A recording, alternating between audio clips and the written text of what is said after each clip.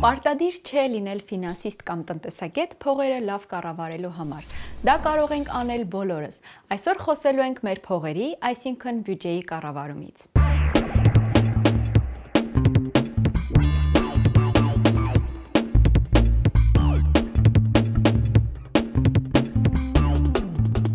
Անձնական բյուջեն որոշակի ժամանակի համար մեր ունեցած եկամուտներն ու ծախսերն են։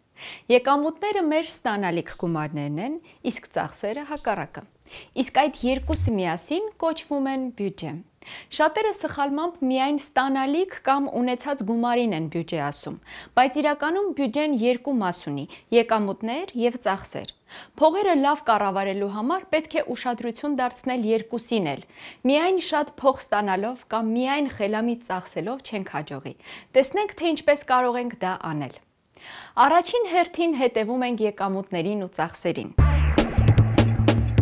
Քանի դեռ չգիտեք, թե որքան գումար եք ստանում և ինչի վրա եք ծախսում, դժվար թե բարելավելու եղանակ գտնեք։ Եկամուտներն ու ծախսերը գրանցելու բազմաթիվ մեթոդներ կան, ինչպես օրինակ բջջային հավելվածները, կարող եք բյուջեի կառավարում թեմայով որոնում կատարել համացանցում և գտնել։ Կարող եք ինքներդ պատրաստել մի Excel կամ Google Sheets փաստաթուղթ, որում կգրանցեք ձեր եկամուտներն ու ծախսերը, կամ կարող եք գրանցել նոթատետրում։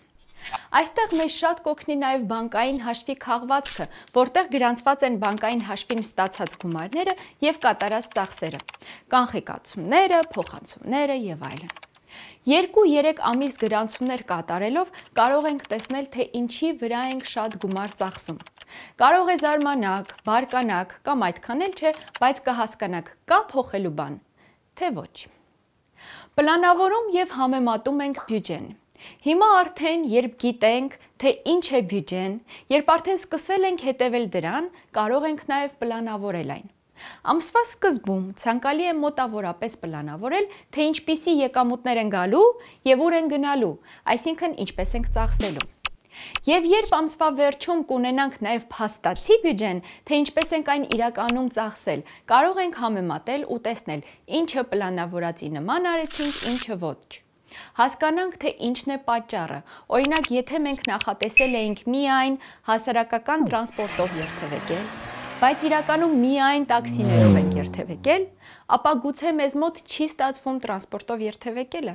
Փոխենք մեր պլանավորումը, այլ ծախսեր կրճատենք կամ եկամուտ ավելացնենք, կամ էլ մեր կարգապահությունը բարելավենք։ Սահմանում ենք առաջնահերթություններ։ Իսկ դուք գործնականում, առօրյա կյանքում հեշտությամբ եք տարբերակում կարիքները և ցանկությունները։ Ասում են, թե կարիք է այն, առանց որի չենք կարող գոյություն ունենալ, այդ թվում տան վարձը, կոմունալները, սնունդը, դեղամիջոցները, տրանսպորտի գումարը և այլն։ Իսկ ցանկություններն այն ամենն են, առանց որոնց կարող ենք գոյություն ունենալ, բայց որ ունենանք կամ անենք ավելի լավ կզգանք։ Դրանք են գնալ ծնունդի և նվեր գնել, նոր տաբատ գնել, գնալ ֆիլմ դիտելու։ Իդեպ, մեկի կարիքը կարող է մյուսի համար ցանկություն դառնալ և հակառակը։ Օրինակ, ավտոմեքենա վարելը մեկի համար կարող է ցանկություն լինել, քանզի դա նա օգտագործի միայն ճամփորդելիս, իսկ մյուսի համար, ով ավտոմեքենայով աշխատում է, օրինակ առաքում է իրեր, դա կլինի արդեն կարիք։ Առաջնահերթություններ սահմանել նշանակում է գիտակցել, թե որ ծախսն է անխուսափելի, որն է կարիք, դրա համար գումար առանձնացնել, հետո անցնել ցանկություններին։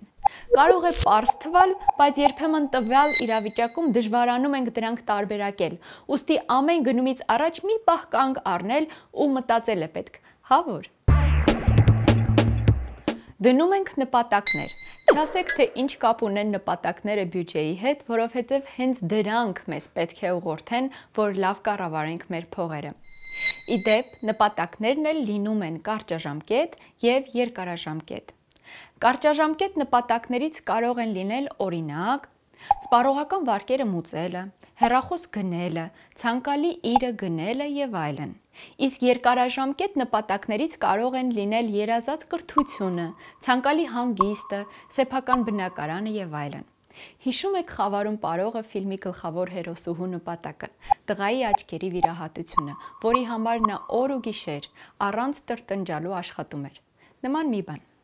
Պետք է ամսական հատկացում անել ոչ միայն առօրյա ծախսերի համար, այլ նաև իրատեսական նպատակների համար, որպեսզի ձեր կյանքի որակը ևս բարձր լինի, հոմիայն աշխատելով ու արագ ծախսելով չի լինի։ Իսկ այդ նպատակներին հասնելու համար էլ անհրաժեշտ է խնայել։ Խնայում ենք եկամտի մի մասը ամենասկզբից։ Պետք է առանձնացնել ապագայի համար խնայողություններն ամենասկզբում, այլ բառով վճարել ձեր ապագային։ Սկզբունքը կոչվում է վճարիր քեզ առաջինը։ Իրականում կապ չունի եկամուտը 10,000 դրամ է, թե 100,000 դրամ, հարցը խնայելը սովորություն դարձնելն է։ Իսկ թե որ մասը, կարծիքները տարբեր են։ Կարող եք դուք ընտրել։ Որոշներն առաջարկում են 80-10-10 սկզբունքը, 10% խնայել, գումարի 10%-ը կիսել ուրիշների հետ և 80%-ը ծախսել։ Ամերիկացի սենատոր Էլիզաբեթ Ուորենն առաջարկում է 50-30-20 մոտեցումը, որը ենթադրում է եկամտի 50%-ն ուղղել կարիքներին, 30%-ն ուղղել ցանկություններին, 20%-ը հատկացնել խնայողություններին։ Խնայողությունները մեզ պետք են մեր սահմանած նպատակներին հասնելու, ինչպես նաև չնախատեսված իրավիճակներում մի կողմ դրած գումար ունենալու ու պարտք չանելու համար։ Որպեսզի խնայելը դառնա սովորություն, առաջարկում եմ այն ավտոմատ սարքել, այսինքն բանկում ստորագրել վճարման հանձնարարագիր, որ ամեն ամիս ձեր եկամտի մի մասը ավտոմատ կերպով փոխանցվի խնայողական հաշվին, որի մասին դուք այլևս չեք էլ մտածի։ Այդ դեպքում խնայելը կդառնա սովորություն, երազանքներն էլ կլինեն իրականանալի։